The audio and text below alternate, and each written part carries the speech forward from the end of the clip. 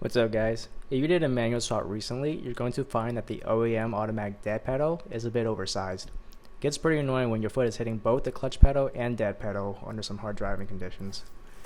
So today we're going to be quickly swapping out the auto dead pedal to a manual one. You're going to want to turn these two taps 45 degrees to unlock. Even doing this, you'll need to put a little bit of effort pulling it out.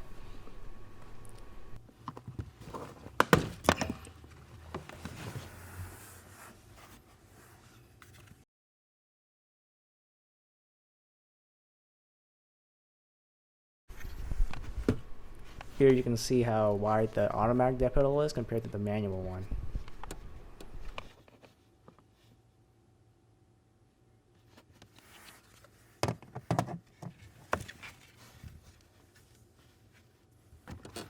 And don't forget to rotate the taps on the new pedal 45 degrees before installing.